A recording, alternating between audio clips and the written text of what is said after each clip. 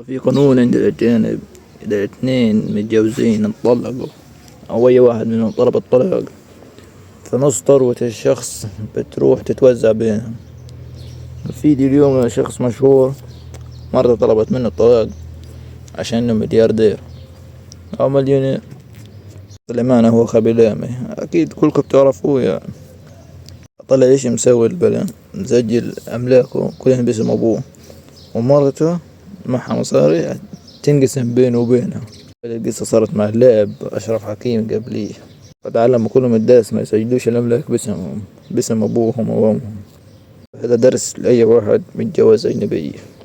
ده اول انتصار لينا عليهم في التاريخ كله. اخيرا حد شاف غليلنا، اخيرا حد انتقم منهم. الواد خابي لام متجوز. طبعا انتوا عارفين اخر فتره الدنيا زهزهت وحلوت مع الاخر، وطبعا انتوا عارفين ان النسوان بيحبوا الفلوس شويه، مش شويه بصراحه، شويتين ثلاثه كتير بصراحه، مش هنضحك على بعض. تمام. فمراته طمعت، قامت رايحه رافعه عليه قضيه طلاق. في القانون عندهم لما ترفع عليه قضيه طلاق ويتطلقوا بتاخد نص ثروته. فيقوموا جايين له خد يا اخي بيت انت يا خابي، معاك كام؟ هو معاه 10 مليون دولار.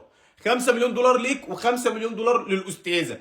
طيب، فمحامي الاستاذه راح رفع قضيه الطلاق. جت المحكمه، الواد ده مفلس، ما هوش ولا فلس. طلع الواد خابي سهن، مش سهل، ما هو ساكت طول الوقت، خاف من الواحد الساكت السهن ده. طلع مسجل كل ثروته باسم ابوه. فمحامي الاستاذه لما راح رفع قضيه، المحكمه قالت له يا ابني ده معهوش فلوس حتى يغطي مصاريف الطلاق. فكده في القانون بقى ايه؟ خد بالك بقى، هي اللي تديله نص ثروتها. يعني خابي ياخد نص ثروه الاستاذه. الاستاذه معاها 2 مليون دولار، خابي ياخد مليون دولار. واخيرا يا راجل، يسعد دينك يا راجل، اقسم بالله العظيم برافو عليك. اخيرا حد انت قابله منهم.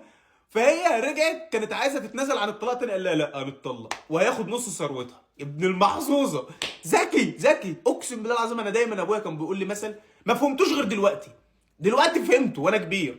كان بيقول لي ايه؟ شورة المرة ترجع الدار سنة ورا ان صحت.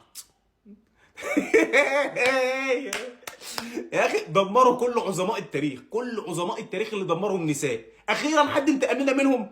طبعا هنا انا بتكلم على النساء اللي في اوروبا، مش اللي عندنا في الوطن العربي. لا يا حبيبه قلبي، ده انت يخرب بيتك يا خايبي.